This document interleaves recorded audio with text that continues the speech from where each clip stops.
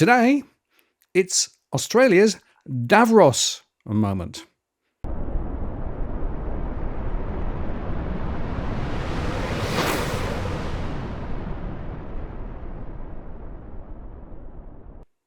Hello again, it's Martin North from Digital Finance Analytics, one latest post covering finance and property news. It's Friday afternoon, and Tarek has joined me for another chat. Tarek, welcome back. Nice to see you. Been so quiet these last couple of weeks. I don't think we've got anything at all to talk about today. No, nothing at all. Just just Trump tearing up the international order, and although I'm just in the last 40 minutes or so, apparently Andrew Huxley's people are hitting the phones for a bit of a discussion over who should be the future leader of the Australian Liberal Party. So that should be interesting.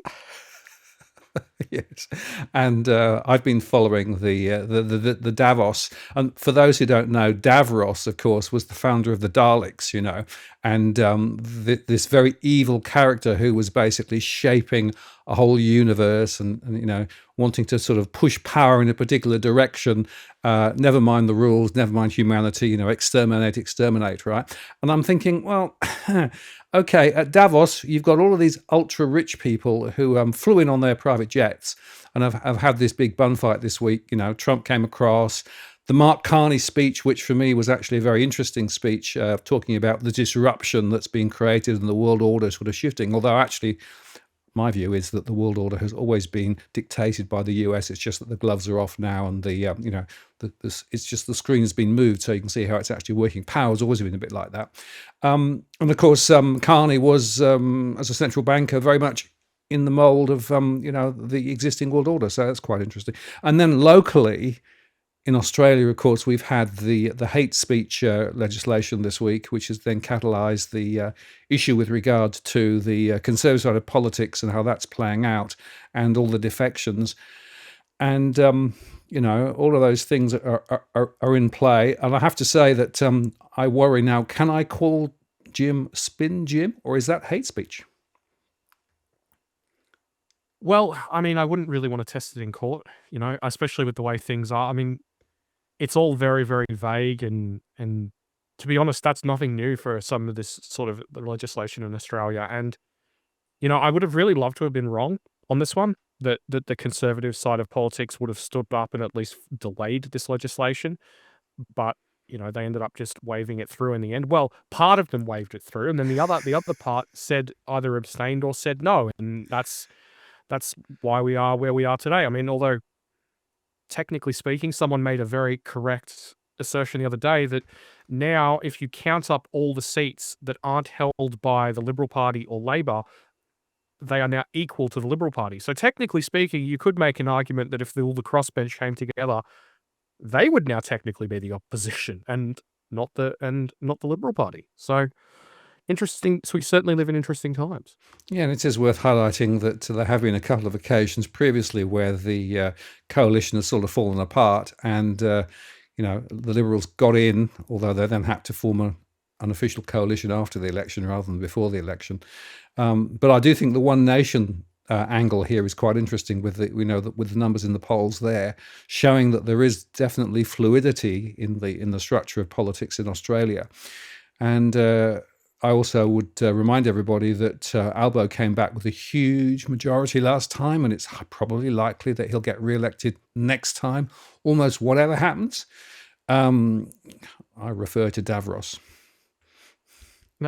Well, it's an interesting one because I actually went through the polling recently at a sort of individual granular household level, and there was some really, really interesting insights in that, because right now we're seeing this big schism between the Liberals and the Nationals, and one of the big reasons of why that is occurring, at least in my view, is the Nationals are now being significantly outpolled in the bush by One Nation. In regional and rural areas, One Nation are now polling at 32% compared to the Liberals, the Liberal Nationals, only on 20%. So it's become existential very, very quickly for that element of the Liberal Party. Now, if you're an inner city, well, there's not that many inner city Liberals left, let's be honest. But if you are part of, the urban Liberal Party, One Nation's less of a threat. They're only, in the inner metro areas, they're only polling at about 12%. Whereas if you go out to the bush, it's all they're getting almost a third of the vote. So it's very much an existential threat for the National Party. So one really does wonder what happens from here. I mean, we've already seen Barnaby Joyce, the former Nationals leader and former Deputy Prime Minister, jump ship. There's speculation that he won't be the last. So if things continue to perform poorly in the polls for the Liberals, then what happens next? Do we see a Nationals One Nation coalition? Do we see more Nationals peel off and take the party apparatus with them to One Nation, and they remain, they're no longer Nationals in name? So it's very much in flux at the moment, and it obviously all just depends on if the Liberal Party gets a new leader, how does that new leader perform? If all of a sudden, Albo continues to be on the nose and we see the coalition pick up a bit of steam in the polls and narrow the gap, then perhaps we won't see such a schism, but it just depends on what happens.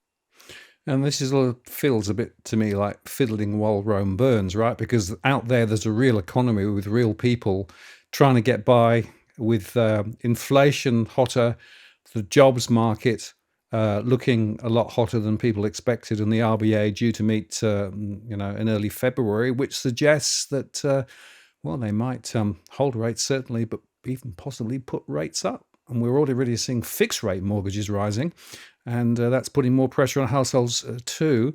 So I feel a bit like the old magician's trick, as I've spoken about before, the misdirection. Everyone's thinking and talking about all the political fighting and everything else, the infighting, but that's not really the main thing that I think people should be talking about. We should be looking about how ordinary Australians are doing, and many aren't doing very well. Well, to sort of riff on your, fiddling as Rome burns, sort of motif, I kind of get the feeling that we've got most of Parliament in a big giant philharmonic orchestra, playing, doing their bit. Or, I mean, perhaps, might be more apt to say that they're performing on on the stern of the Titanic, in terms of, the way a lot of Australians are faring. Things are going down, but up the back here, we're well above the water. We're further above the water than we should be, so everything must be fine. Oh yes, the band on the Titanic who continued to play as it plunged into the depths. That is a very apt analogy, Tarek. And it's sad to say, but it does seem to me that when I talk to ordinary people, and the things that worry them, and the financial pressures that many are under, they are getting more and more disconnected from the Canberra bubble and all the things that the mainstream speak about with regard to the political, upstarts in Canberra.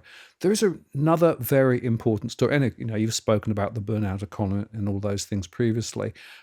It's all playing out, unfortunately, in a very, very uncomfortable way for many people. And it's interesting, just looking recently at some of the distribution of wealth.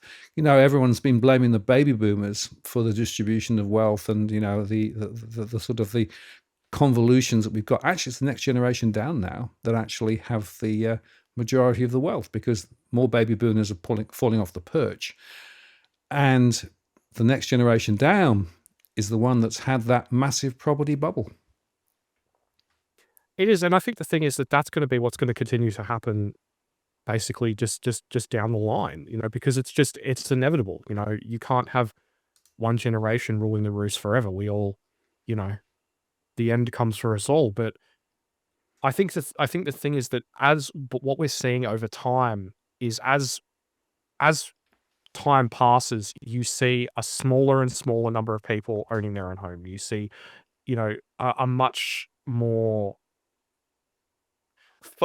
focused display of wealth. You see it more heavily concentrated in certain demographics. So for instance, the Australian Institute of Health and Welfare has got a really good chart on this, that basically every single cohort to come after the elder boomers, which were people born between, I think it was 46 and 51, and then their analysis, has a worse rate of home ownership. And as you have shown in your data, which I believe you shared with the ABC last year, you're seeing more and more people in those older cohorts with mortgages. So while you do have this enormous transfer of wealth, it's generally from the wealthy to the wealthy, to their to you know to their children. So it's not actually, this sort of, there's this idea that, oh, one day Gen Y and Gen Z are going to be rich, and that's true. One day, as a generational block, when they get their turn, the same way that Gen X is getting now, they will be the wealthiest. But it's not going to be. It's going to be even less widespread than it is for Gen X. And not only that, but we're also seeing the government push back on things like aged care costs. And we're seeing the government wanting a larger and larger slice from people in order to, continue to back people in their old age. So it's gonna be a lot more messy and challenging than the sort of Gen Y and Gen Z to rule the roost headlines would suggest. And just to sort of quantify this a little bit, according to data from the Victorian government, the median inheritance is much closer to new Toyota Camry money than it is to I'm gonna pay off my house and it's totally life-changing money. So, once again, averages mask. Oh dear, averages do indeed mask. And the other thing, of course, that I keep coming to as I think about the treasure earth, trying to find other sources of income to pay for the exorbitant amount of tax that's required to be able to actually pay for the big debt. And Chris Richardson highlighted the other day that the latest distortion, 47 point something billion of additional treasury spending because, well, costs went up that they didn't forecast were going to go up. That's nothing to do with new policies. That's just, for existing businesses. So that wealth transfer suggests that one day they may even look at, what many other countries do, which is to have effectively death taxes coming in so that some of that wealth goes to the state rather than to the next generation. So I'll be watching that space, Well, I wouldn't be surprised it's one of the few levers they've still got left. Well, I think that for the time being, they're probably not gonna pull it because it is one of the things that I think could probably let the coalition back in the door at this stage, unless it were somehow bipartisan. But it's interesting that you mentioned the sort of fiscal sustainability thing. I decided to basically figure out what it would be like if the government pushed what I like to call the idiot button. What if they just decided to throw the kitchen sink at continuing to support the economy, basically infinitum? Mm. So what if they decided we're gonna run as government, so this is across state, local, and federal, we're gonna run a deficit of 6% every year forever until we run out of scope. What I found is that basically we could get towards the back end of the 2030s before we reached the same level of debt as say Canada has to GDP today. So there is a lot of scope for a whole heap of stupid, even if they take the worst possible option. So I think that's worth keeping in mind, going forward, that the constraints on the government in terms of spending are very much political. They're not economic at this stage. And I think that's really, that sort of, that's really the heart of burnout economics. It's what can they burn to keep the plate spinning? And we're seeing that, around the world. You're seeing it with Trump, you're seeing it in Europe. What can we burn in order to, I mean, you're even seeing it in Japan. They're talking about launching another stimulus package, despite the fact that they're the most indebted country on the face of the earth.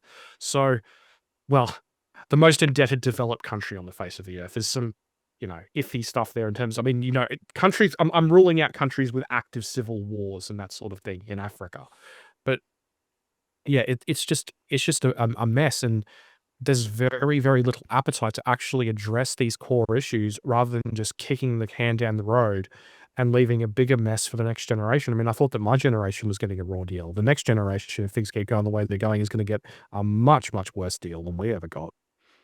Absolutely. Fiscal space, of course, is what we're talking about. And Australia does have still fiscal space. But of course, it costs because that means that we have to generate more income from taxes. And that's one of the reasons why taxes are so high at the moment. And the profligate spending, of course, is it's spent well, AUKUS. And, are we doing the things we should be doing to support society? Not necessarily. Just coming back to Trump and Davos, there's a very interesting conversation point. I don't know whether you caught this, but in his speech, and it was a very rambling speech on all sorts of things, there was a very interesting moment. I want to quote him. Every time you make it more affordable for someone to own a house cheaply, you're actually hurting the value of those houses. I don't want to do anything to hurt the value of their house. If I wanted to crush the housing market, I could do that so fast that people could buy houses, but you would destroy people who already have houses. There you go. So it's in black and white now. Of course, this is very much the same as the O'Neill doctrine for Australia. I like that. Yeah, but it does show you the problem, right? So effectively, they don't want to destroy the wealth for the existing, which means that their status quo will continue for quite some time. I think it's rather funny that if you actually look at the numbers, so let's look at what Trump probably fears, right? Let's look at, say, like the U.S. housing crash, right? Depending on the data source in question, prices fell in the US by some at an average level of somewhere between about 24 and 27%, right? So really, in the grand scheme of things, not an enormous amount. Mm. Like there have been much, much worse housing crashes elsewhere, say Japan, for instance, but it is enough, to sort of scare Trump. But I think the funny thing is that given how much prices have run up, given how much we've seen housing turnover collapse, and also the fact that housing turnover wasn't terribly robust even before the pandemic, I don't think that it would be that big of an imposition. I don't think it would trigger a financial crisis the way that the 2007, 2008 housing bubble and, GFC did. Like banks are a lot better regulated than they were.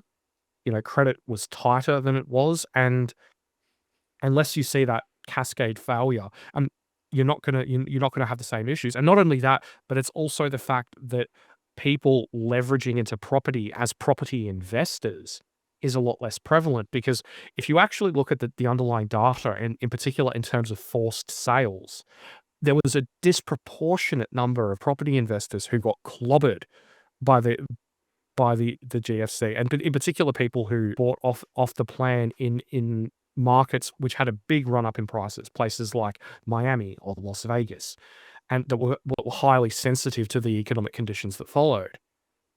But even if you look at, but just to take it in an Australian direction for the moment, if you look at the numbers from the RBA in terms of their estimates for negative equity that they did back when housing prices were falling and everything was going in the right direction for a change, you're still talking about well under, I'd say well under about 6% or 7% of households being in negative equity, even if housing prices fell to the degree of the US housing crash. So it's really not that big of a deal. We're basically just going back to where negative equity was in about 2018, 2019, after we saw housing prices fall in parts of uh, regional Queensland, regional WA, and Perth. So really, it's not that big of a deal, but the problem isn't actually a financial crisis that people fear. What Trump is worried about isn't that. He's worried about what impact that's going to have on the economy through the wealth effect, and what impact, by extension, that's going to have on the stock market and the wealth effect. Because that is really what's keeping the plate spinning at the moment, when you have a situation where the top 10% of Americans are basically doing very nearly half of all the consumption.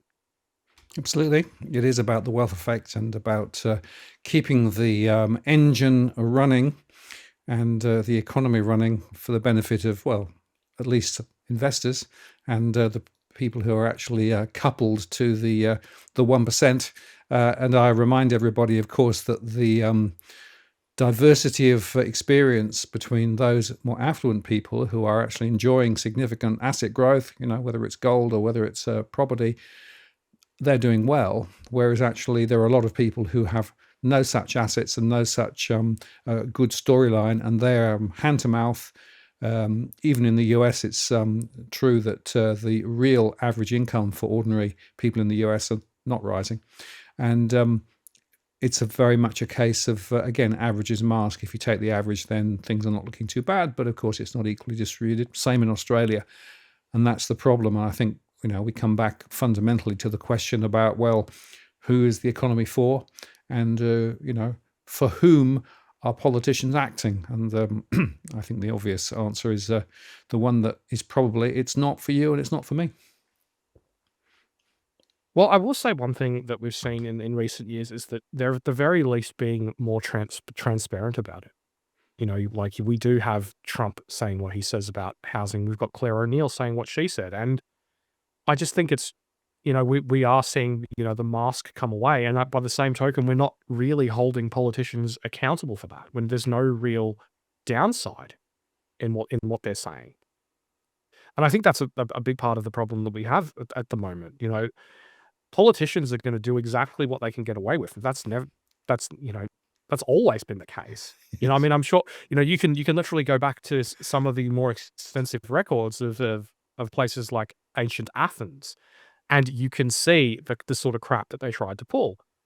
Now, it ended badly for a lot of, well, not a lot of them, but it ended badly for a sizable proportion of them, ending up getting exiled and all that sorts of things. So I don't know. I mean, maybe we need to look to ancient Athens for some inspiration. Do right by us or get exiled. Lose all your property, lose all your lands, and bye. Yes. Well, I always think of Aristotle and democracy and the fact that that there is a theory of the way that the state should work, and there's a practice the way the state actually works. And theory and practice, even in those days, didn't work that well, and it's still not working that well today. No, no. And I think part of the problem is that we have an increasingly disengaged electorate. And this is something that you even see, with pollsters and academics and all that sort of stuff who look into this sort of thing. Just that, people, and not only that, but because these days in particular, we were already disengaged politically prior to the pandemic. But if you add in those extra layers of challenges of the cost of living, of higher interest rates, higher rents, the rental crisis more broadly, just achieving a roof over your head, it's very, very challenging to then focus on politics, on the minutiae of day-to-day governance, particularly when, government isn't even doing the big things right, let alone the little things. So I don't know. I can't help but look at some of the sort of older, I mean, I read these housing policy documents from, the 50s, an analysis on them from the 80s. And it's just striking just how focused they were on outcomes, on quantifiable things, being able to say, oh, look at what we achieved. Look at what we did. I mean, I read this interesting speech from Robert Menzies, I believe it was for the 1955 election. And he was talking about how many homes the Liberals, they had been built in the 5 years under the Liberals compared with the 5 years under Labor. And it was a competition on who could improve people's lives more, who could build more homes.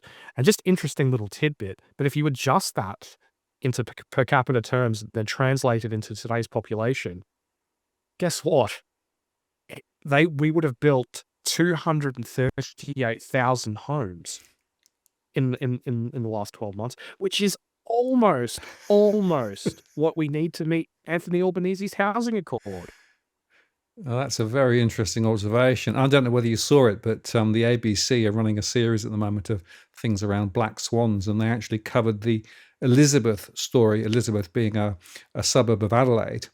And Elizabeth was one of those suburbs that was built from scratch, and a lot of government support for housing.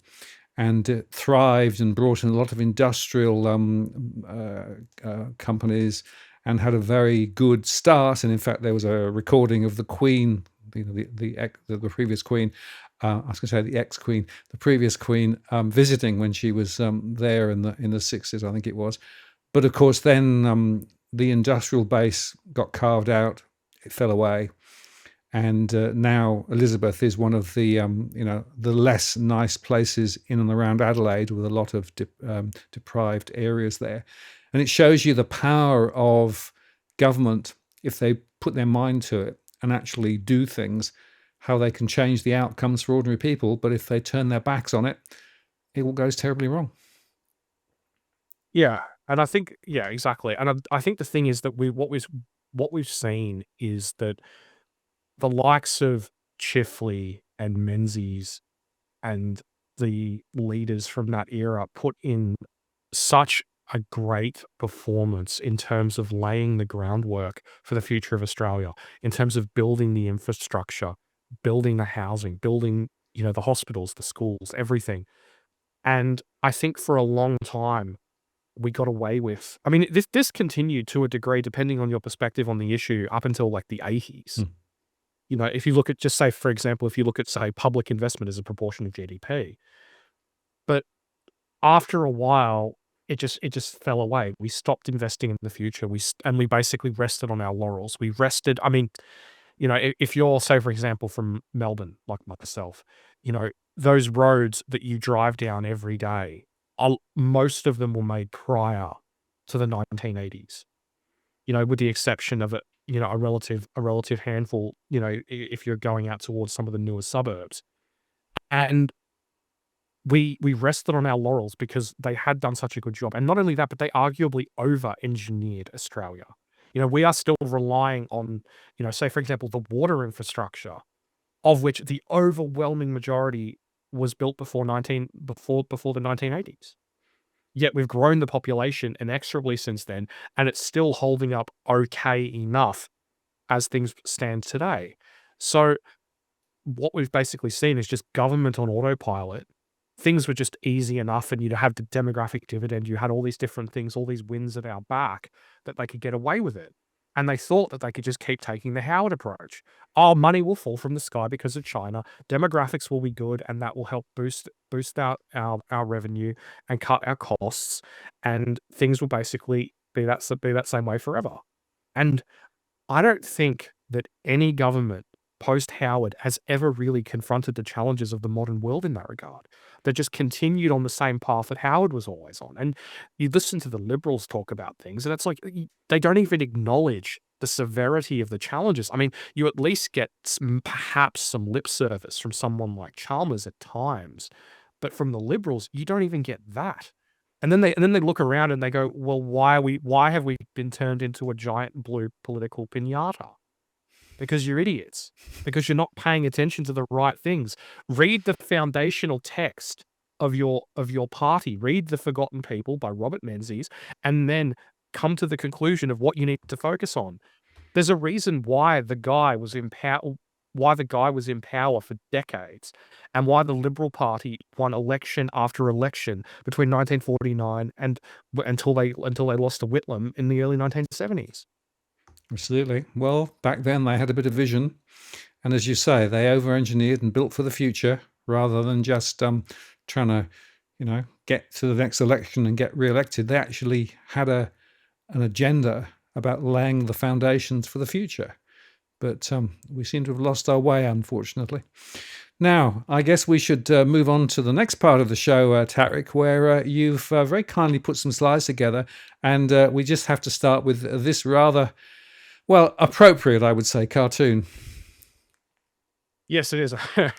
Well, I think Janet Yellen was always dreaming, but as usual, the charts will be available at burnouteconomics.com, where, just a bit of self-promotion here. I'm running the first ever sale on subscriptions there, which are currently 20% off for the next week, because I recently, to celebrate hitting 40,000 followers on Twitter.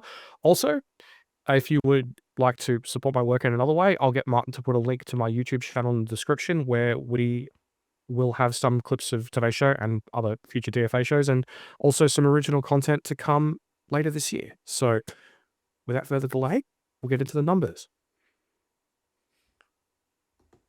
Now, last week we talked about the issue of what does government versus non-government GDP look like here in Australia, after a viral chart showed what it looked like in the UK.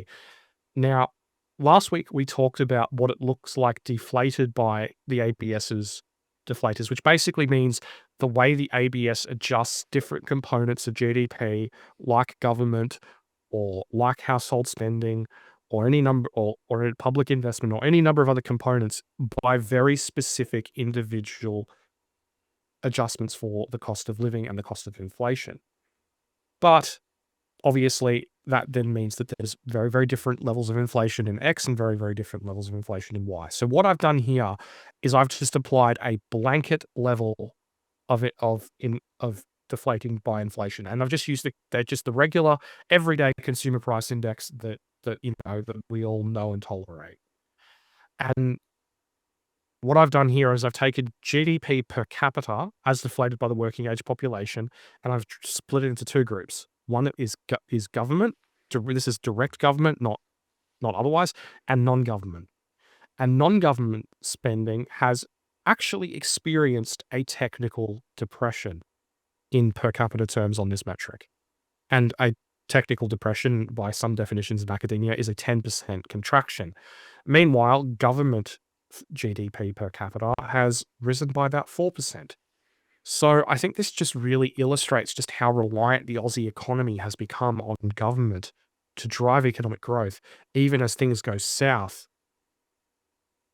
for basically everything else. And I will just quickly note that if for those who are wondering what it looks like in terms of the regular ABS deflators, it's down by about 4% in per capita terms. I will send Martin a copy of the article that this is for when it goes live, and there I go into far greater detail on all of this. Yeah, very interesting, and it confirms what we thought about, which is that we know that the economy is absolutely on life support because of what the government is doing. And whilst they may have lip service of dialing back that, in reality, if they do, they'll be in recession, which means that they've only got one path at the moment, which is to keep pouring the money down the gurgler.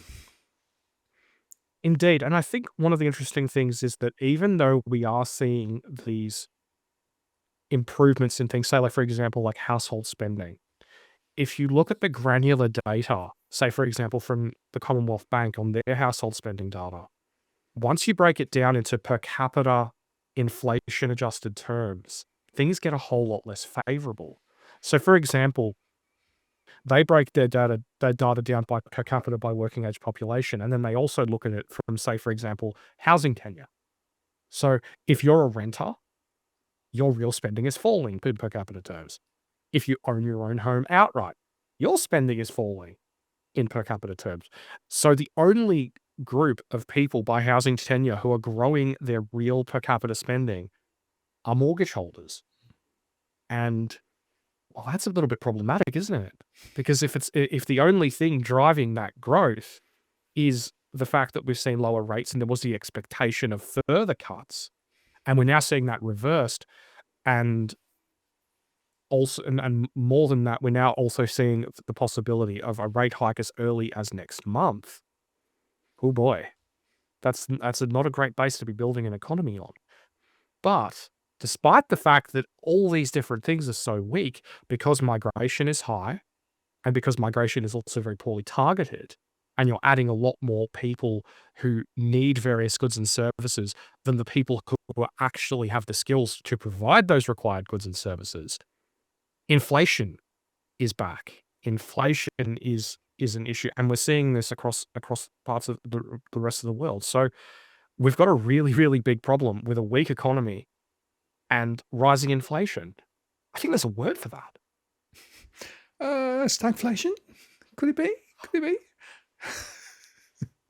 Oh, that sounds like hate speech, mate. Oh, can't say that, can we? And I also make the point, by the way, that if you look at discretionary spending and non-discretionary spending, in other words, the stuff you have to buy versus the stuff that you aspire to buy, a lot of the growth has been in the stuff I've got to buy rather than the other stuff.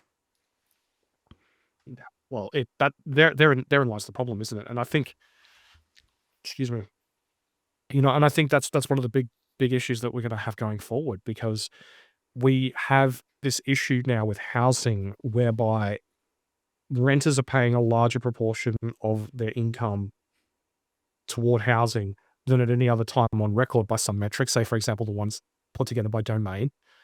And then on the other hand, you've got people who've experienced the largest relative rise in mortgage rates in the history of Australia who have now only seen a relative handful of cuts, one of the smallest rate cut cycles from this level in Australian history.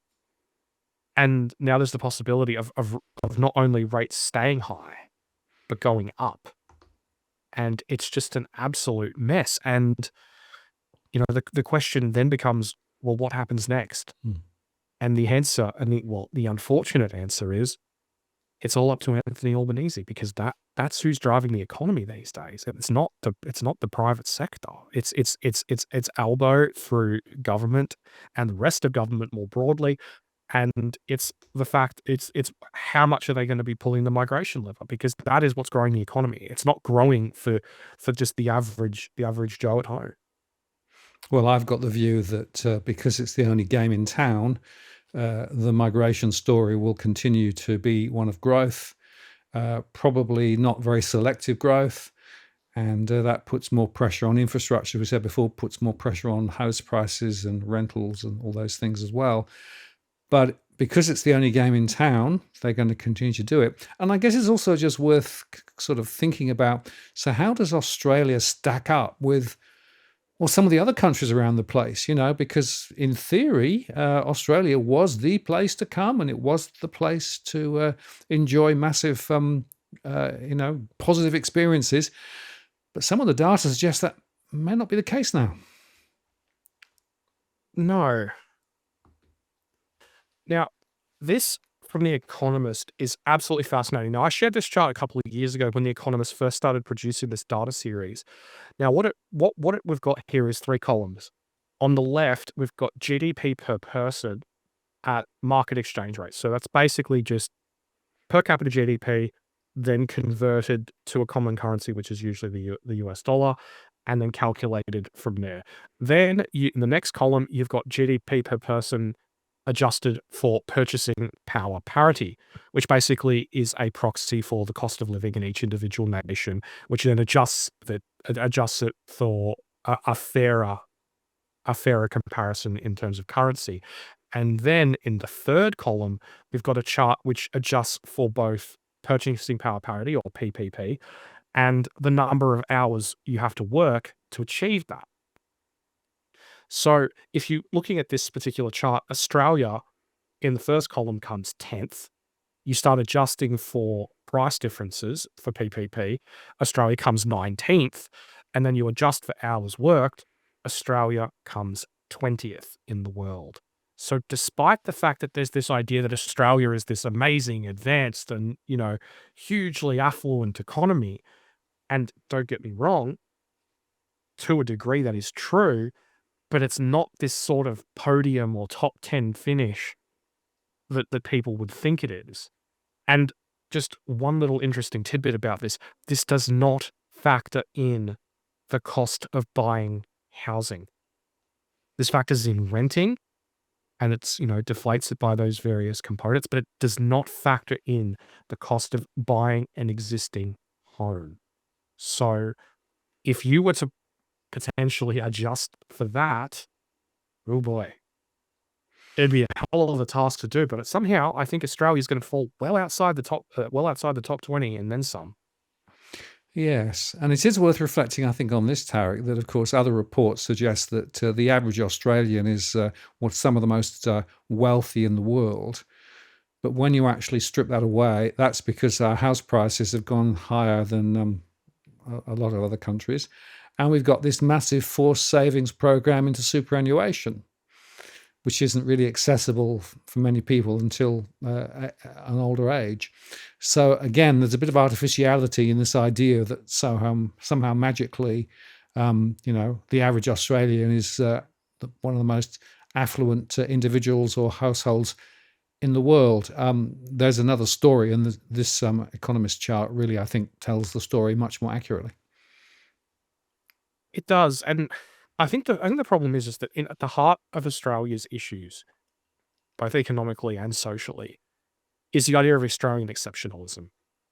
And don't get me wrong, I love Australia, and I think that we have done a lot of things well over the years, and I think we for the vast majority of our history, I think that we've done really, really quite well. I mean, you could literally go back to 1901 and look at a chart of GDP per capita around the world, and Australia's up there. It's up the top. You go to 1950, we're up there. We're up the top. And, like, we have done remarkably well as a nation, but in more recent times, we haven't managed, or well, our leaders haven't managed our nation well.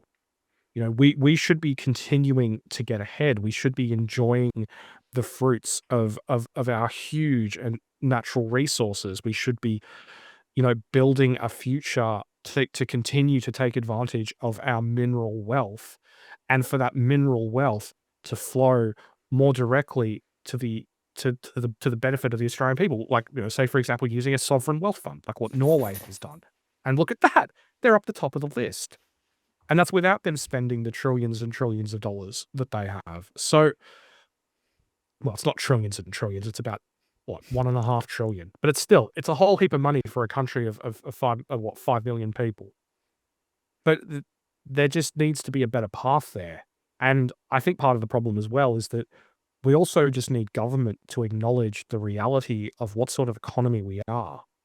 We are not a diversified, advanced economy like the US or Germany, or even to some extent Britain, you know, but we're much less complex. So you'd think, okay, resources driven economy, uh, you've got a limited amount of resources that you then need to spread the benefit of over a populace. You would think that then, like Qatar or Norway or whomever it may be, that you would then turn around and you would limit the level of growth in your population, so you didn't dilute the benefit of that, because then you could literally, in a lot of ways, just coast on your laurels. You've got this huge, big resource base that's going to keep producing, that's going to keep delivering in some capacity. You put the money away, you spend a little bit here, you spend a bit here and there, provide for people, so like the same way Norway does, and then everything works, everything's hunky dory. But we haven't done that. We've gone for easy, unsophisticated growth of just more people, more people, more people, more people. Despite the fact that if we go back to last fortnight's show, the fact that they expected us to be in a much, much better position than we are here today, even though they expected much, much less population growth. So we're much, much worse off than we thought we'd be, even though we've got all these extra people. So it's just a mess, really. Yeah, absolutely. And, if you think about the levers that need to be pulled, of course, one of them is housing, because, of course, a lot of people coming into the country means that we've actually got greater demand for the housing stock that we've got, whether that's in the rental sector or whether it's actually in the ownership sector. So it begs the question, well, what is the relativity in terms of our capacity to build, perhaps relative to other countries? And there's a bit of interesting data on that too, isn't there, Tarek? There is indeed, my friend. Now, a lot of the time, there is this discussion that, oh, well, what we need to do is we need to be more like the US. We need zoning more like the US. We need to be more like America, blah, blah, blah, blah, blah, infinitum. And don't get me wrong, there are some lessons there that I think would be good to learn, that I think that we could improve things, but it is not the silver bullet solution that it appears to be. So what I did is I went through about 40 years worth of dwelling completions data for the US, Canada, and then I went through by Australian state. I then chose the most poorly performing major state, which was New South Wales. The best performing state was Queensland, and if I was to redo this chart, well, it almost wouldn't be fair. Canada and the US would be smashed utterly into oblivion. And I mean oblivion. So our worst performing state at an average level outperforms both the US and Canada in terms of dwelling completions per capita. Yet instead of Australia having the cheap housing, the plentiful housing that you would associate with being, well, the strongest home builder in the Anglosphere of major nations by far, we instead have a housing shortage of, if you adjust for the demographic changes of households, as done by Shane Oliver, 300,000 homes. So our policymakers have managed to find a way to screw things up so badly that the best performing builder in the Anglosphere has a housing shortage. While Canada, which comes in second on today's little comparison, now doesn't, because it made the changes necessary to achieve that. Yes, and we've reminded people before, I think, that the average time to build has blown out and the average cost to build has gone through the roof. And of course, there is now a almost record number of building and construction firms falling apart and going under. And yet we're still managing to build a relatively large proportion relative to some of these other countries. And I think that's just an interesting observation, but a concerning observation when, of course, everybody says, we need to build more, we need to build more. Well, actually, we're pushing the engines pretty hard.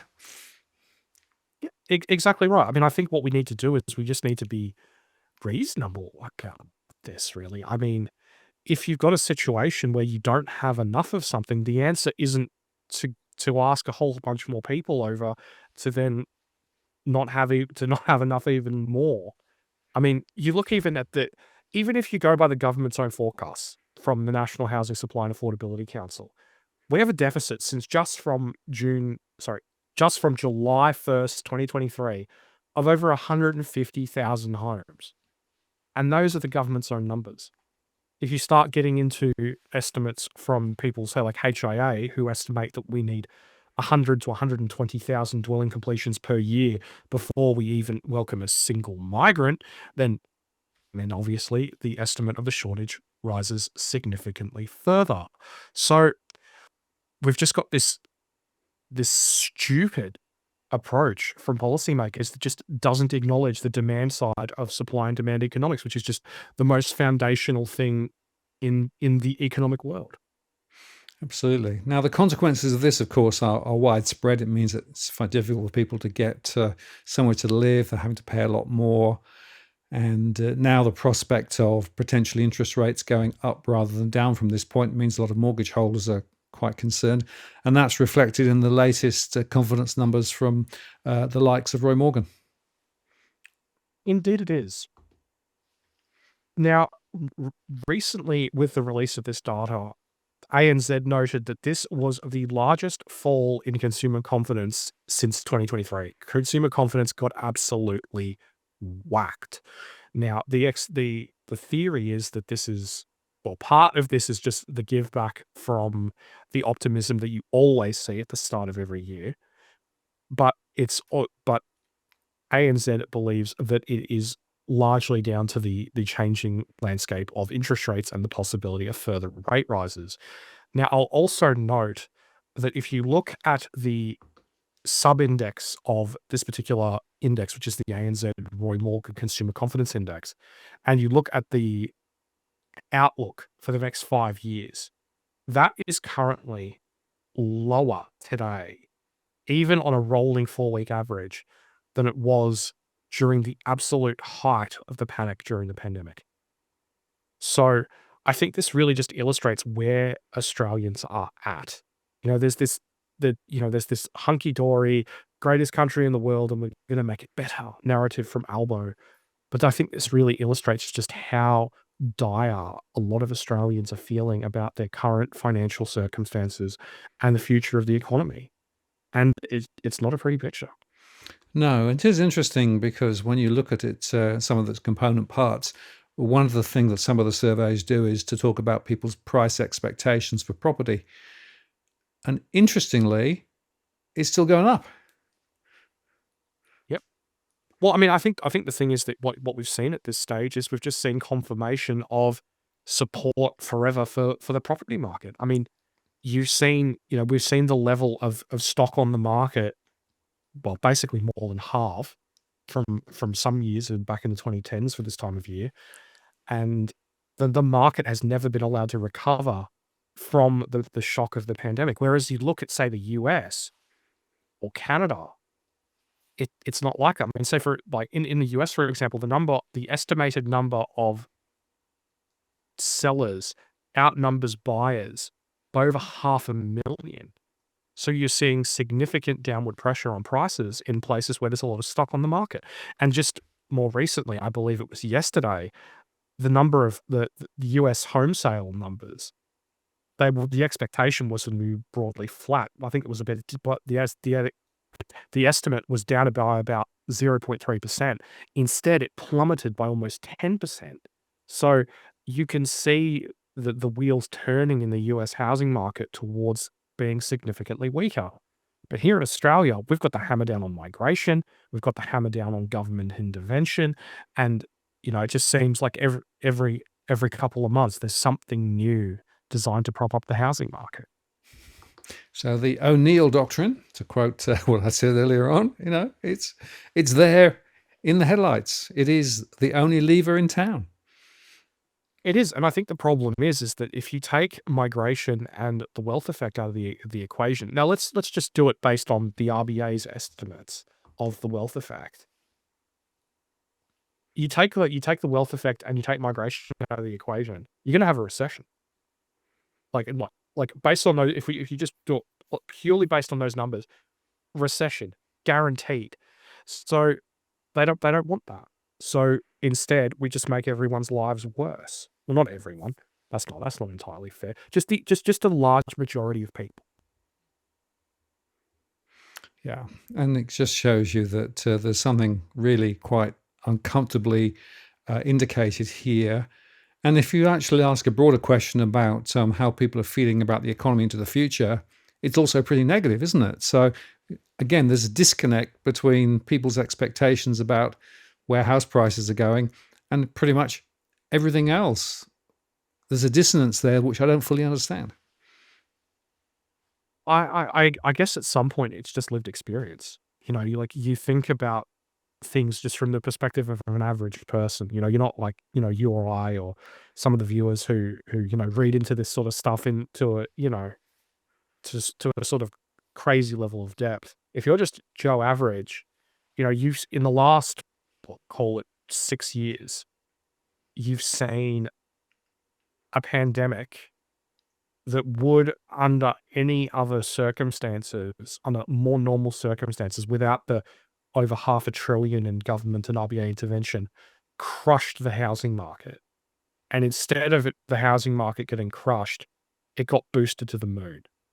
Then, a couple of years later, you saw interest rates starts to rise. And not only did they rise, they rose by the largest relative amount in Australian history.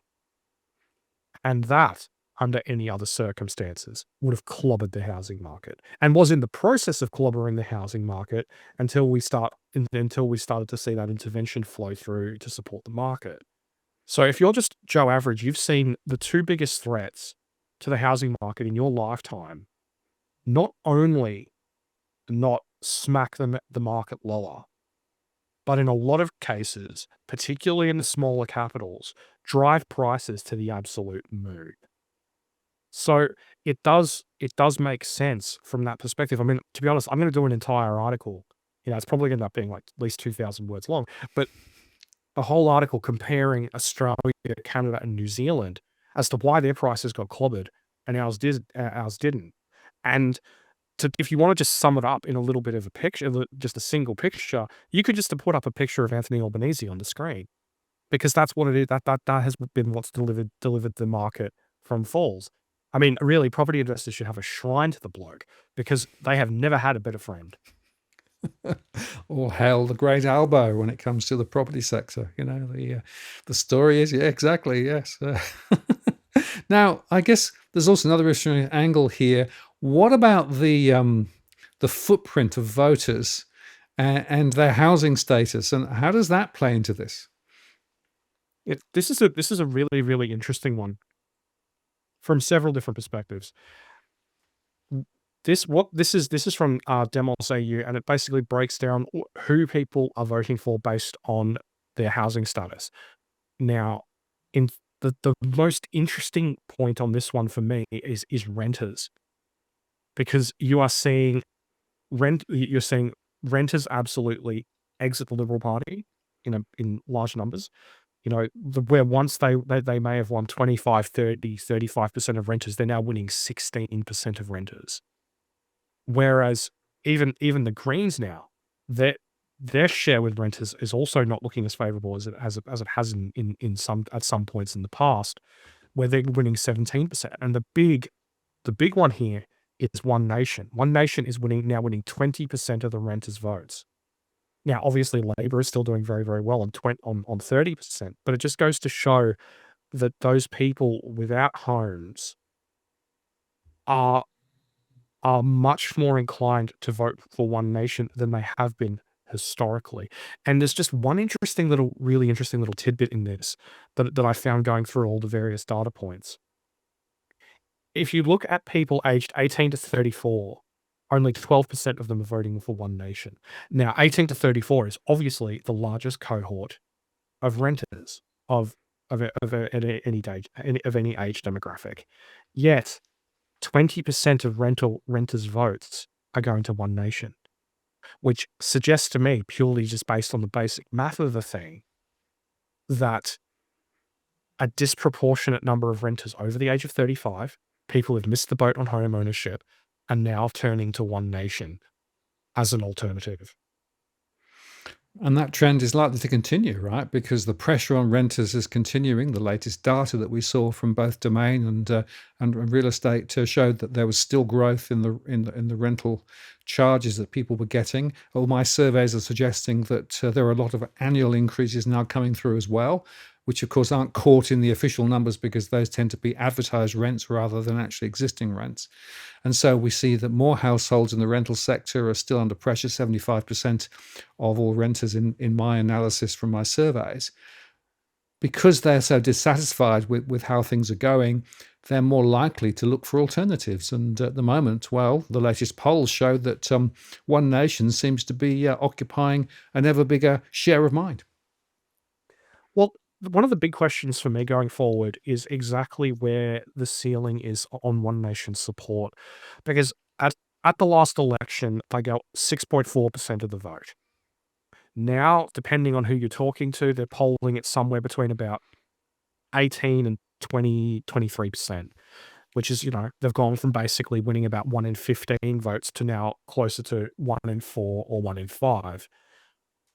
But I think the big question is going to be what exactly is going to happen with those younger demographics. They're already doing very, very well with the older demographics. In some polls they're polling, close to 30% amongst those older demos. So the question is, what happens with those young people? Because it used to be One Nation was in low single digits with 18 to 34s. People were like, no, not interested in Pauline Hanson, blah, blah, blah, too much baggage, etc. Yet now they have 12% of that vote. Now, don't get me wrong, 12% isn't a lot, but it's a hell of a lot more than the 3 or 4 that they would have got previously. So the question is, if One Nation does start getting more airtime, which, let's be honest, if they keep polling like this, they will, can they then make inroads with those younger voters if they start focusing on issues like housing, on issues like the way immigration impacts housing and that sort of thing? Because that particular approach has been quite successful in securing the votes of youths in other nations. Absolutely. Well, we'll watch with interest. I do think there's a lot to play for. And bearing in mind that the next election is a little way out yet, there's still a shakedown opportunity. But I do think there's huge fluidity amongst voters and also a bit of frustration, as we said earlier on. Now, I suppose the other interesting observation, Tarek, is, we've got the housing engine. It's the really big one. It's the thing that everybody talks about. The other engine, of course, is our exports and China. And it's worth noting, of course, that China came out this last few days with a 5% growth over the last year. Well, that was their target, so of course they achieved it. But there's some really interesting stuff going on below the waterline when you start looking at the Chinese economy.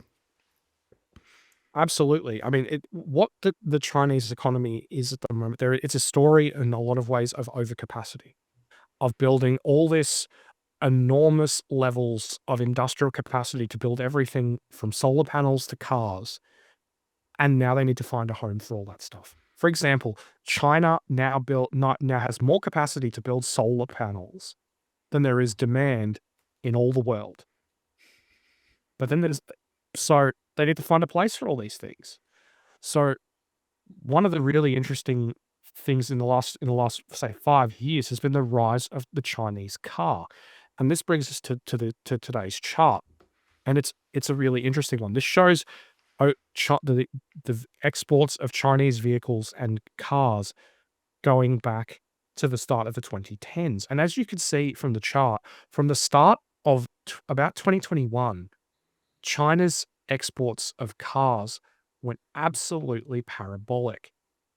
China went from being one nation amongst about half a dozen other major car exporters in the world, nations like Japan, Mexico, Germany, South Korea, and the US, at being at the lower end of those compatriots, to now China exports, or China will export more cars in 2025 than the next two largest export nations combined.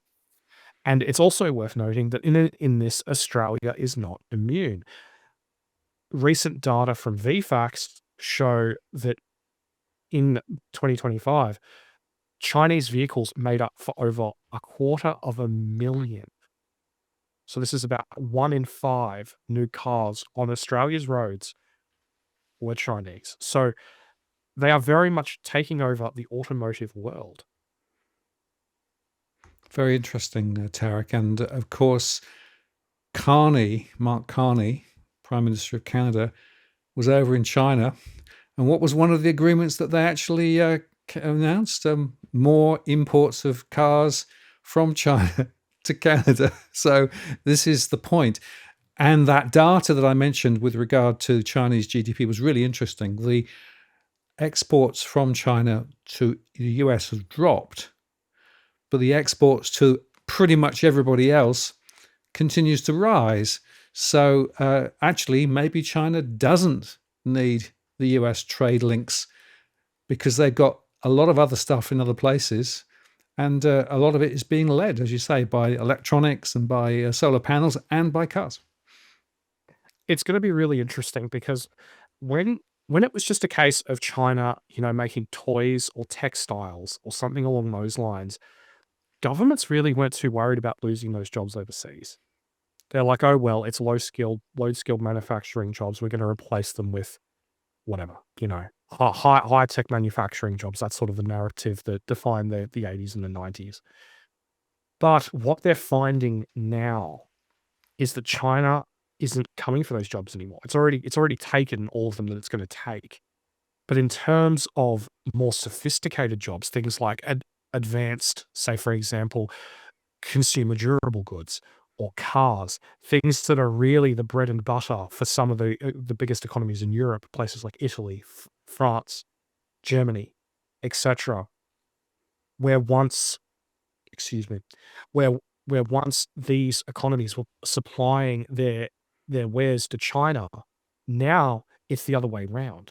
Now instead of selling a Mercedes in Germany, or selling a Bosch dishwasher, sorry, is selling a Mercedes in China, or selling a Bosch dishwasher in Shanghai, it's now selling a BYD in France. But one of the advanced, Chinese electric cars, or it's selling a very high-end luxury Chinese consumer good to a family in Italy. So these jobs that they once thought were untouchable, oh no, no, we are so good, they could not possibly compete with us. Well, yeah, they can, and they are. And not only that, but because this trend towards greater and greater and greater Chinese exports continues to play out, we're actually starting to see pushback. Emmanuel Macron, the president of France, came out recently and basically said, we're going to have to start raising trade barriers. We're going to have to start implementing tariffs unless we can address the issue of Chinese imports cutting our lunch. And this is something that he's raised with the head of the European Union. So I think that while this is a fascinating, you know, data point, I think the bigger, broader picture is one of that this is going to trigger enormous trade tensions. It's going to trigger enormous domestic issues as well as we start seeing more and more Chinese cars hit the road in nations that have traditionally been served by their own domestic car industries. And it's going to cause all sorts of social and political problems. So it's really going to be interesting how that all balances out because on one hand, China has invested trillions of dollars in this capacity to for all these products, from cars to high-end electronics. But now they need to be able to get the exports to be able to service that debt, to be able to make those companies profitable.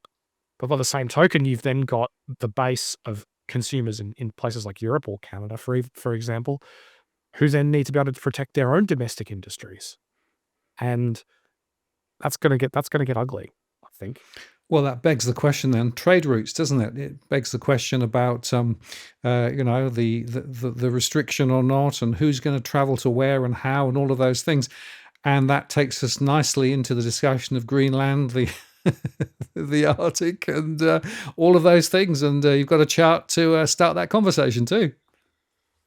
Indeed. Now, the Trump obsession with Greenland has been making a lot of news and a lot of waves lately, and they seem to have come to some sort of agreement for now, at least. I mean, we'll see how that goes. But what this illustrates is basically just a very different profile of what the map of the world looks like for the Northern Hemisphere. And as you can see, as the climate shifts, we're seeing greater and greater numbers of shipping heading through the Arctic. So it makes a place like Greenland, which could be Grand Central for shipping heading across the Northern Hemisphere, depending on how things play out with the Arctic and the various ice formations, that it could be one of the most important routes in the world. And also, as you can see there, it's also vital to Russia. It's vital for Russian flows of Russian oil, Russian gas, but it's also vital to the Russian fleet and their movements out of places like Murmansk. And just from a slightly different perspective, Greenland is looking at things from this particular profile. Greenland is also a very, very handy place to have in terms of the flights of potential Russian missiles into the US because they need to fly over Greenland in quite a few different cases, depending on where the missile silos are. Yeah, there was a very good chart. I might put it in here. That the Wall Street Journal published, which showed that pretty much all of the flights from those areas into the Americas would actually hit apogee over Greenland, which means they're actually most easily targeted at that point if they were intercontinental ballistic missiles, for example. So it shows you again the strategic importance of Greenland. And I think there's a lot more to play here because it does seem to me that whilst there has been this sort of agreement, quote unquote, when you actually listen to what people in Greenland have been saying, and also over in Denmark too, they don't seem to be that close to what the agreement might be. So I wonder whether people have walked back from the brink, realizing that this was going to actually create a huge issue with regards to NATO. How much of an agreement there really is. But I do think strategically it's a very important issue. I think it's going to be really interesting just to see what happens in that regard because realistically, it's not like the US hasn't had bases up the wazoo in Greenland before. They've had dozens and dozens of them, during the Cold War. And if they really wanted to, I doubt that there's going to be that much opposition from the Danes for them to do that. I mean, it's a huge boon to the economy to have people in there building these bases, to have people, roaming about, etc. So I I just think that in a lot of ways, this is. I mean, Trump has said it himself that it's about his psychology. It's about him securing the Americas. It's about the Dunroe Doctrine. Mm. Which is his riff on the 19th century doctrine of President Monroe, which is basically the Americas belong to the Americans and nobody else, and we want all the influence in that area. But yeah, it's gonna be fascinating to see what happens because Trump just keeps putting his hand. He did put it. He puts both his hands and his feet in his mouth. Let's be honest. Now, you had one other chart on China, which we might just go to because there's a debt intensity picture here, which I think is really fascinating. Bear in mind what we just said about the growth of exports and how that's playing out. It is. This is from the book The Great Rebalancing, which is a absolutely fascinating piece of kit. I'll put a link to the author's Twitter in the charts links below. But what this basically shows is how many dollars of government debt does it take in order to generate an additional dollar of GDP in China. And as you can see, if you go back to say, for example, during the GFC, you know, during 2007, 2009, you can see that it was getting up towards almost $4 of benefit in terms of terms of GDP for each additional dollar of debt. Whereas today, it's about it's around about 50 cents in the dollar in terms of the return. So you're paying $1 of debt to get 50 cents worth of extra economic activity. So that's a really, really problematic thing. And just briefly, this is a substantial issue for Australia in particular, because Australia was the one who provided, say for example for the steel, the overwhelming majority of the imported iron ore that China needed to engage in that great debt binge that we saw, say, for example, during the GFC and its immediate aftermath, where China went on this enormous infrastructure building spree. And it made sense then because for every dollar that they put in, they were getting multiples back in terms of GDP. So why wouldn't you? It's a great idea. But now, obviously, that's reversed and it completely changes the business case for that sort of stimulus because you are seeing those diminishing returns. However, that being said, my feeling is that if things get bad enough in China this year, which they may, particularly if we start seeing those trade barriers being raised, I think that it's well and truly possible that they could go back to the bad old days and that they could engage in quite a debt binge, even if it is on very much diminishing returns, just to keep the plate spinning. Yes, plate spinning is, of course, what the art of government seems to be about these days.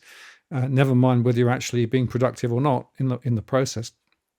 Of course, the other thing is the demographic shift in China is accelerating. So, in fact, the population is decreasing rather than increasing, I think, at the moment, which means that they are more and more dependent on finding those overseas markets and getting their manufactured goods out there into the national markets.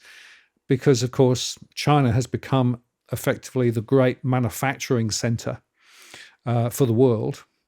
And if you think about the whole shift here and where we were in this world order thing where effectively everybody said, yeah, we should have lots of free trade and, that's good and everybody wins from it, to the point now where we've got these big power blocks where you've got the US very firmly saying, no, we want to control this whole geographic domain through the Monroe Doctrine and also, of course, call the shots because we are the biggest militarily speaking, although China's catching up. You've got China, this huge block that is effectively the manufacturer of the world, now looking to find new ways to actually put its goods out there.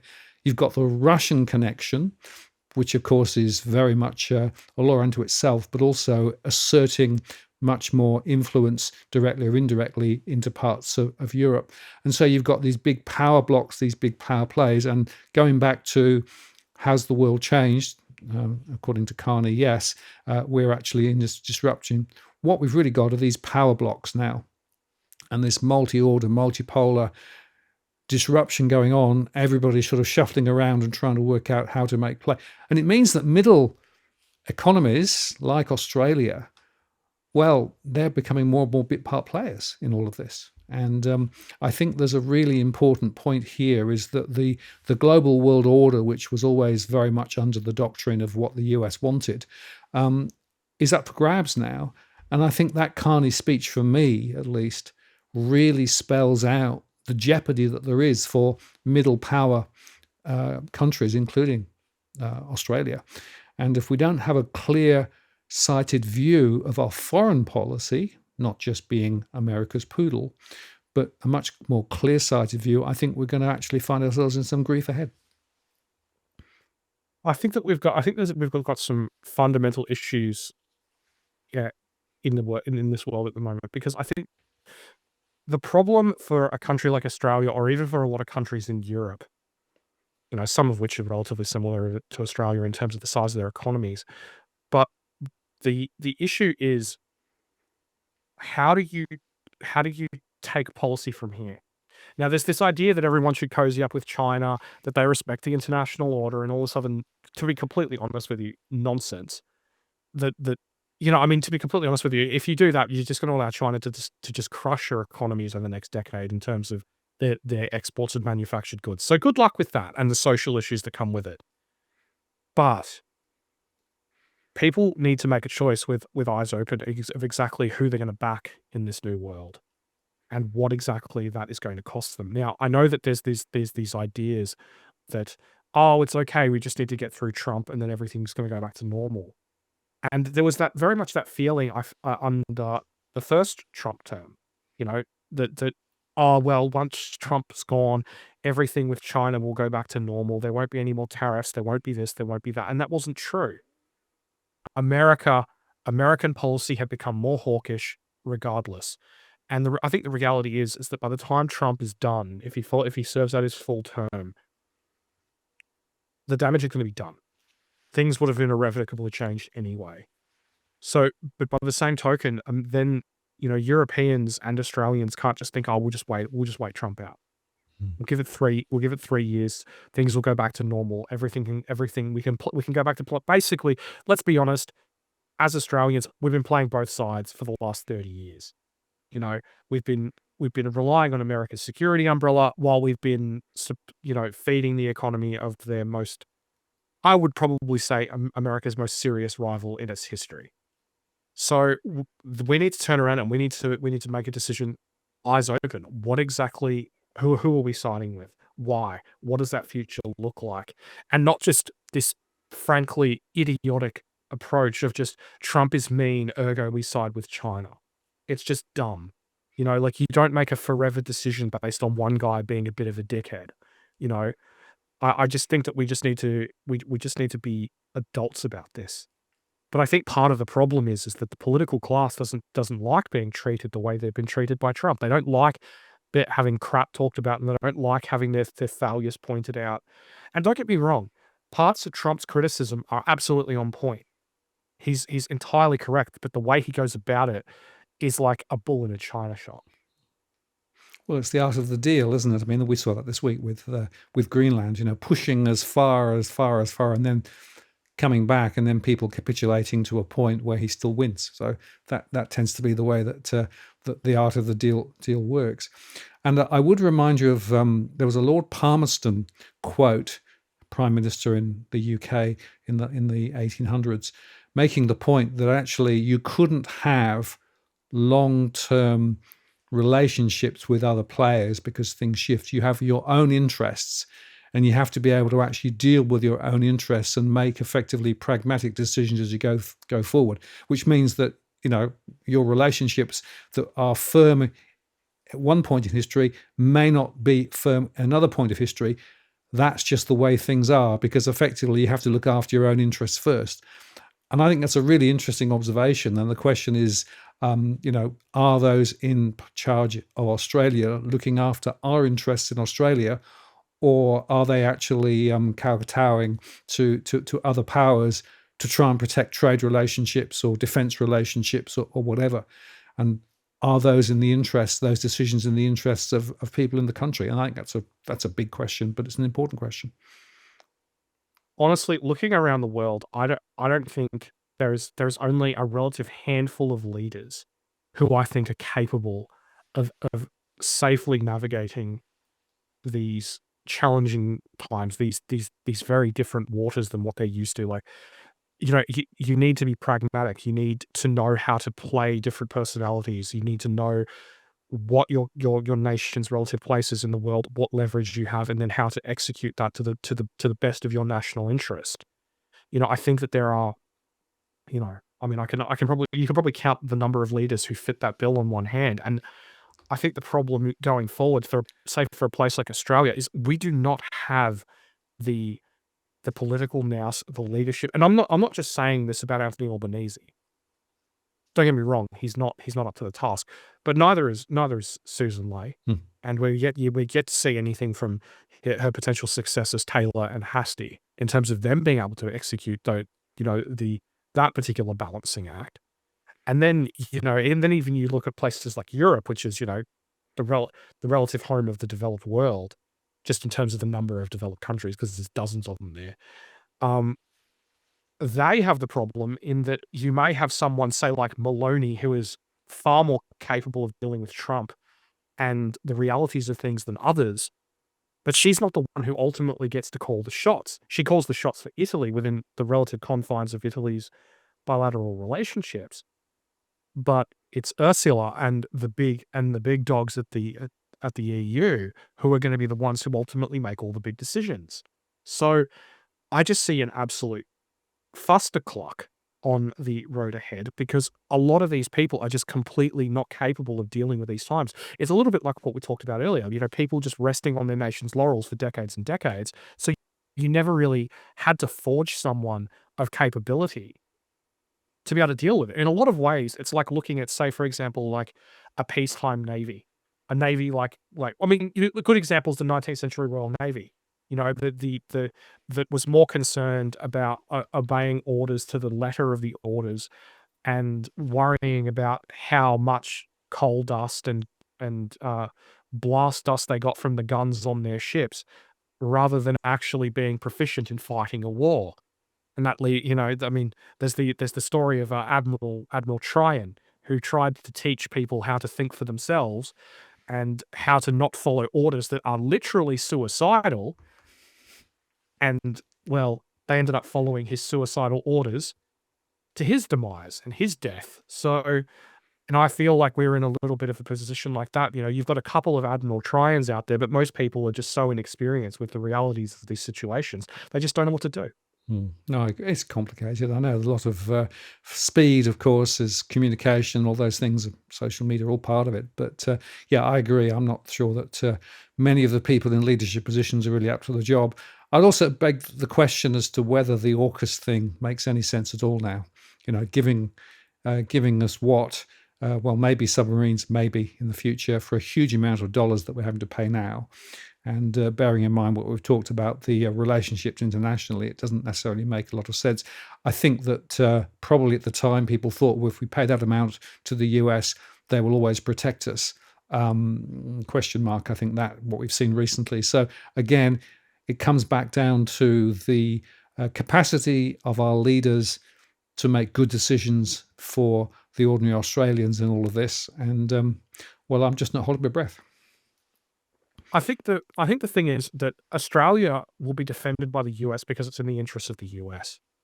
We are a big, giant, floating, unsinkable aircraft carrier for the US military in all of this. Pretty much the same way that Japan is, just a lot further away. And once upon a time, if you go back, say for example to like the 80s, the Americans had other options.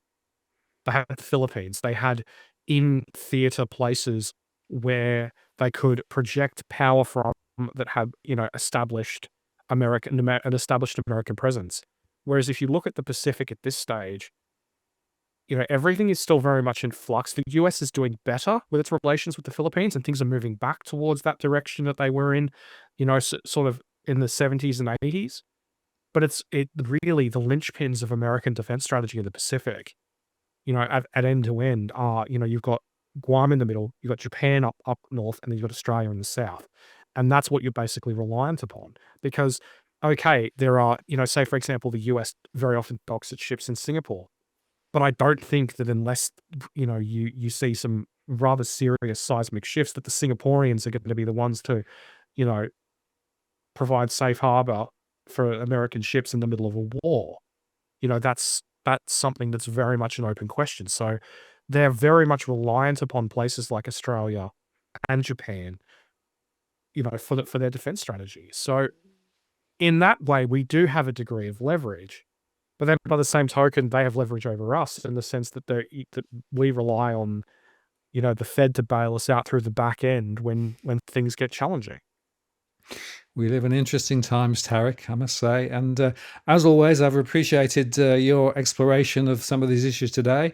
I'm sure we'll do it again. I'm sure there'll be more to talk about because, well, things are moving at lightning speed at the moment. But really appreciate all the charts. We'll put all the links and things below. And, well, we'll catch you next time. Well, thanks for having me, Martin. It's been great, and see you all later. Cheers.